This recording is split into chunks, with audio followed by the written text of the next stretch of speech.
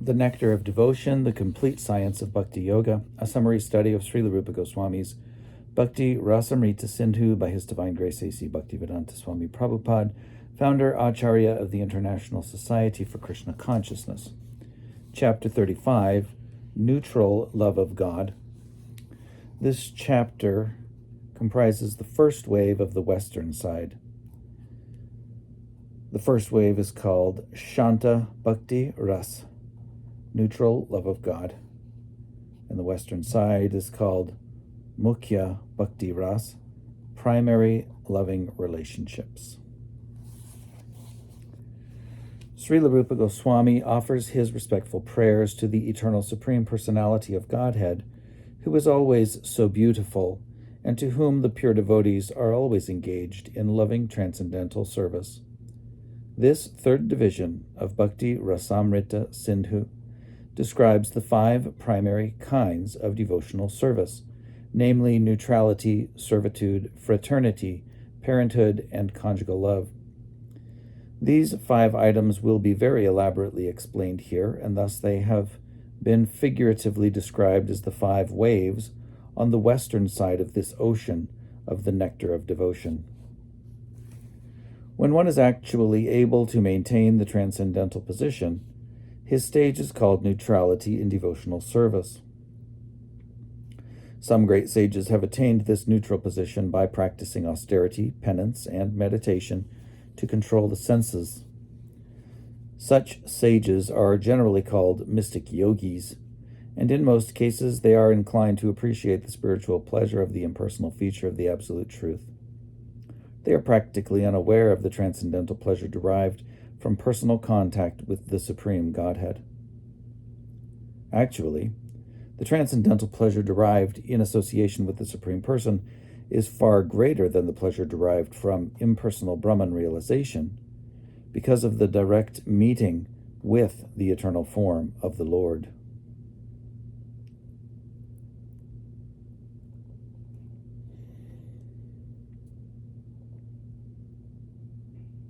Impersonalists do not directly derive the transcendental pleasure of association with the Lord by hearing of his pastimes. As such, the impersonalists cannot derive any relishable transcendental pleasure from the topics of Bhagavad Gita, in which the Lord is personally talking with Arjuna.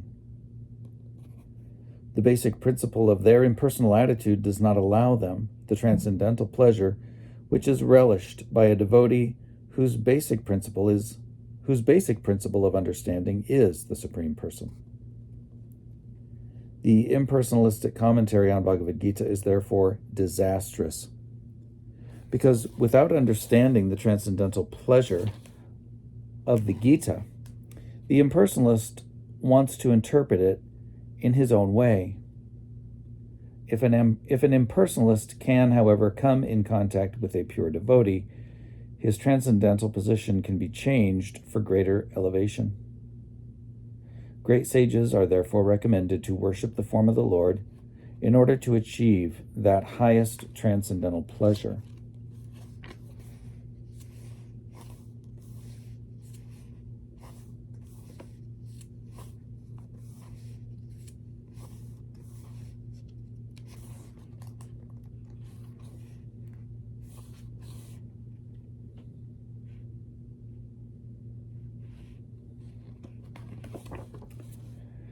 Without worshipping the Archa Vigraha, the form or deity of the Lord, one cannot understand such literature as Bhagavad Gita and Srimad Bhagavatam.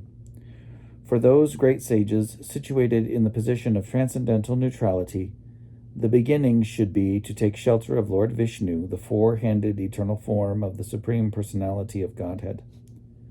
The mystic yogis are therefore advised to meditate on the form of Lord Vishnu, as recommended by Kapila Muni in the Sankhya Yoga system. Unfortunately, many mystic yogis try to meditate on something void, and as stated in the Gita, the result is that they simply undergo trouble and do not achieve any tangible result.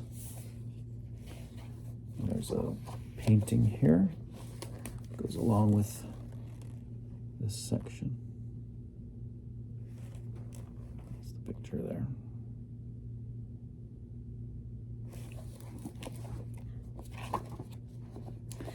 When some great saintly persons who had undergone penances and austerities saw the four-handed transcendental form of Vishnu, they remarked, quote, "This four-handed form of the Lord manifested in a bluish color is the reservoir of all pleasure and the center of our living force.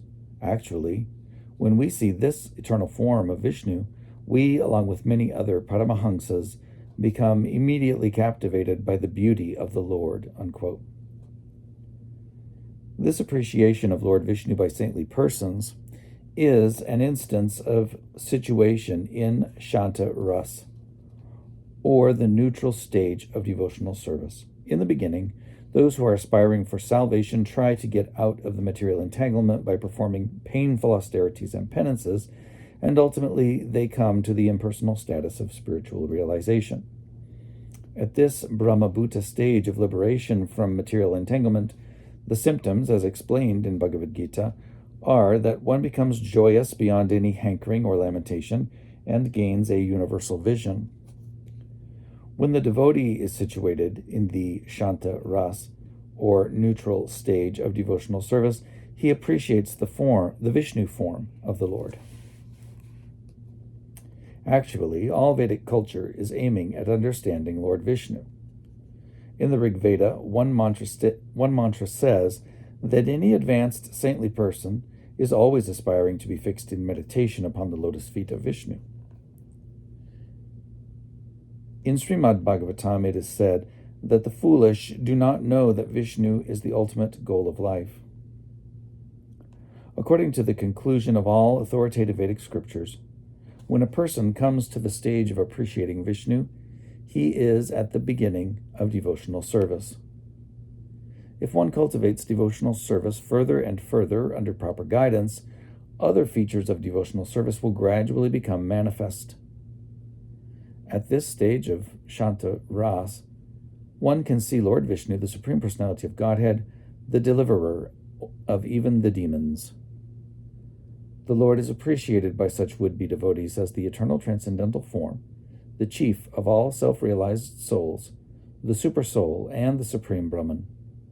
He is also appreciated as being completely peaceful, completely controlled, and pure, merciful to the devotees, and untouched by any material condition. This appreciation of Lord Vishnu in awe and veneration by the saintly is to be understood as the sign that they are situated in the Shanta Ras, or the neutral stage of devotional service. This stage of Shanta Ras can be attained by the impersonalists only when they are in association with pure devotees. Otherwise, it is not possible. After Brahman realization, when a liberated soul comes in contact with a pure devotee of Lord Krishna and submissively accepts the teachings of Lord Krishna without misinterpretation, he becomes situated in this neutral stage of devotional service. The best example of saintly persons situated in the Shanta Ras are Sanaka, Sanatan, Sananda, and Sanat Kumar, the Kumar brothers. These four saintly persons, known as Chatusana, are sons of Lord Brahma. After their birth, when they were ordered by their father to become householders and increase human society, they refused the order. They said that they had already decided not to become entangled with family life.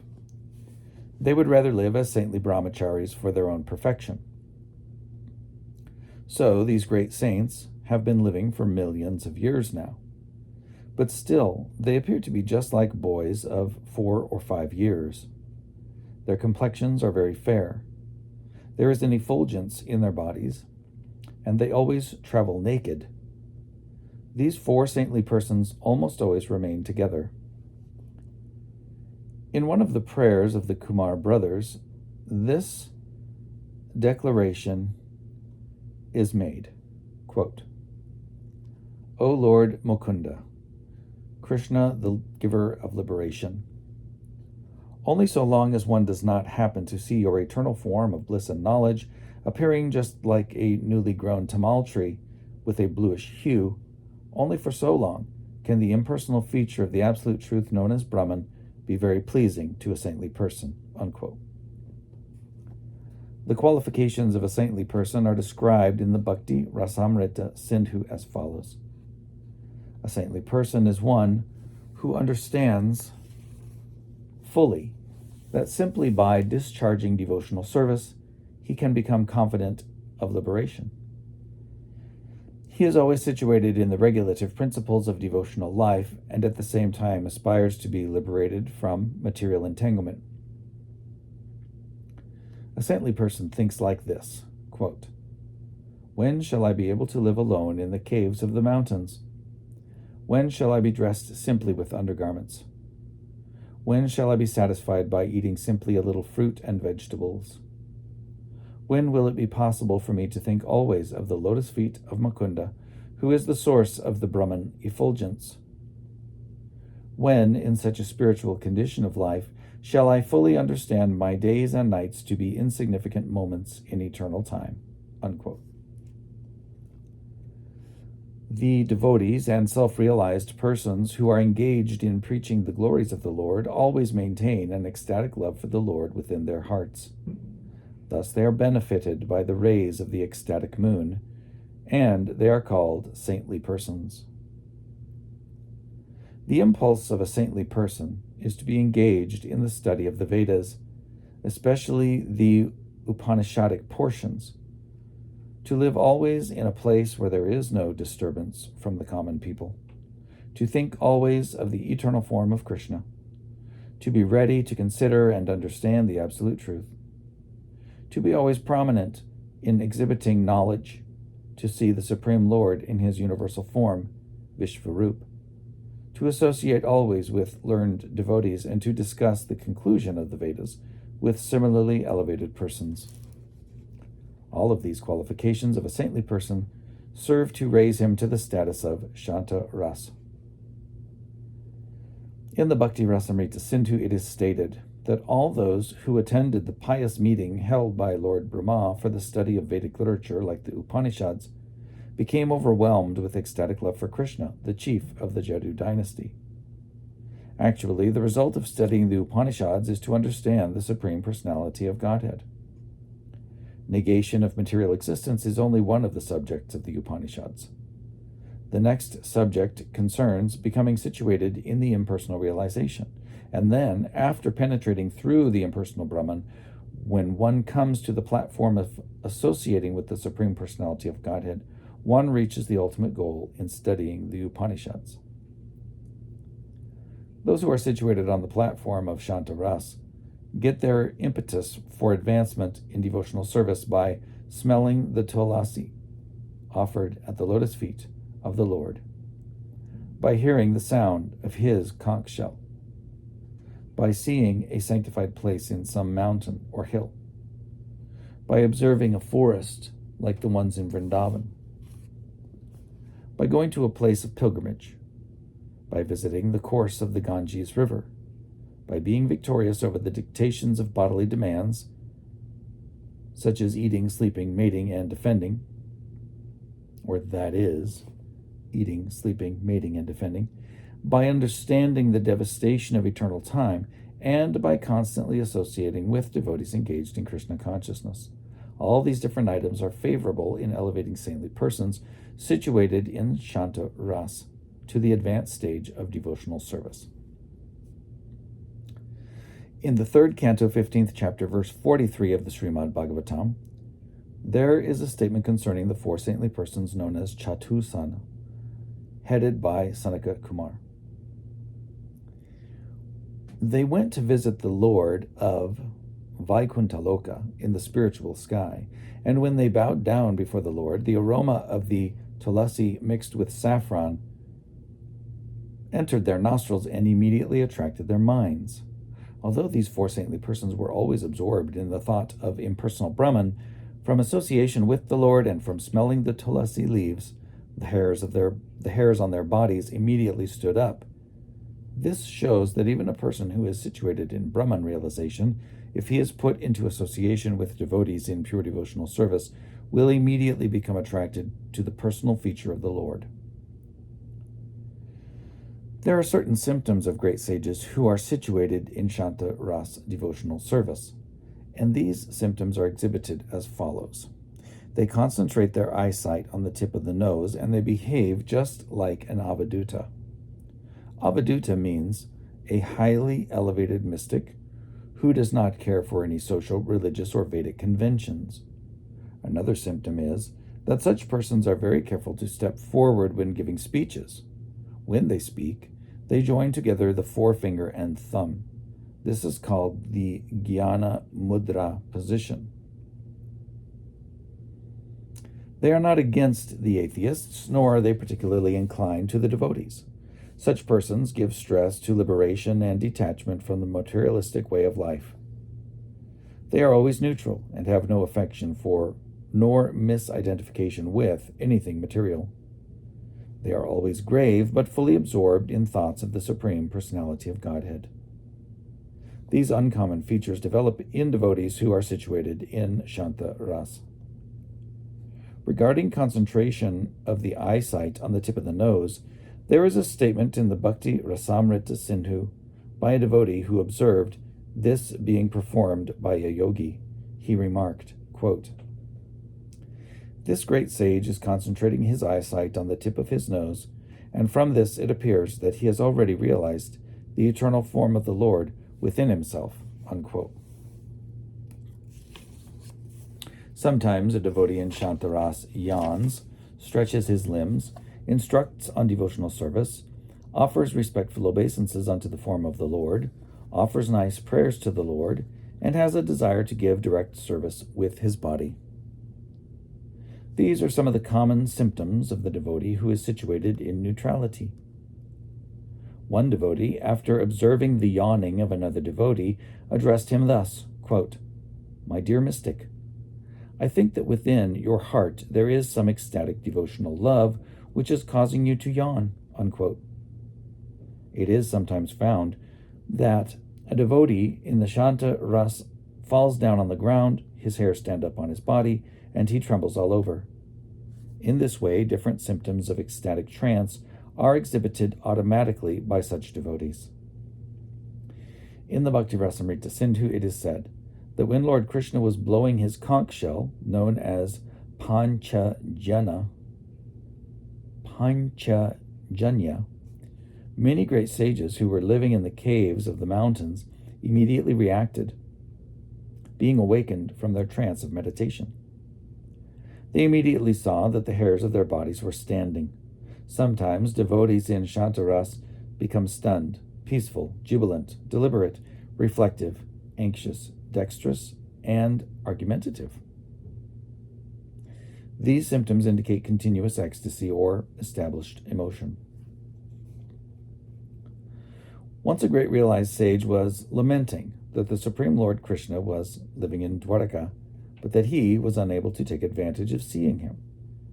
After thinking this, the sage immediately became stunned. He was thinking that he was simply wasting his time. In other words, the sage lamented because the Supreme Personality of Godhead was personally present, but he still could not take advantage of this because of his meditation. When a mystic is transcendental to all kinds of mental concoctions and is situated in Brahman, his state is called trance, beyond the influence of the material conceptions of life. In that stage, when one hears about the transcendental pastimes of the Lord, there may be shivering in the body. When a Brahman realized devotee who has come to the stage of steady trance comes into contact with the eternal form of Krishna, his transcendental pleasure increases millions of times. One great sage once inquired from another, quote, "My dear friend, do you think that after I perfect the eightfold yogic performance, I shall be able to see the eternal form of the Supreme Personality of Godhead?" Unquote. This inquiry from the sage is an instance of inquisitiveness in a devotee situated in the neutral stage of devotional service. When Lord Krishna, along with his elder brother Balaram and sister Subhadra, came to Kurukshetra in a chariot on the occasion of a solar eclipse, many mystic yogis also came. When these mystic yogis saw Lord Krishna and Balaram, they exclaimed that now they had seen the excellent bodily effulgence of the Lord. Now that they had seen the excellent bodily effulgence of the Lord, they had almost forgotten the pleasure derived from impersonal Brahman realization. In this connection, one of the mystics approached Krishna and said, quote, "My dear Lord, you are always full with transcendental bliss, excelling all other spiritual positions, and so, simply by seeing you from a distant place, I have come to the conclusion that there is no need of my being situated in the transcendental bliss of impersonal Brahman." Unquote. When a great mystic was once awakened from his meditative trance by hearing the vibration of Krishna's Panchajanya conch shell, the mystic became overpowered. So much so, in fact, that he began to bash his head on the ground, and with eyes full of tears of ecstatic love, he violated all the rules and regulations of his yoga performances. Thus, he at once neglected the process of Brahman realization. Bilva Mangala Thakur, in his book Krishna Karnamrita, says, quote, "Let the impersonalists be engaged in the process of transcendental realization by worshipping the impersonal Brahman. Although I was also initiated into that path of Brahman realization, I have now become misled by a naughty boy, one who is very cunning, who is very much attached to the gopis, and who has made me his maidservant. So I have now forgotten the process of Brahman realization." Unquote.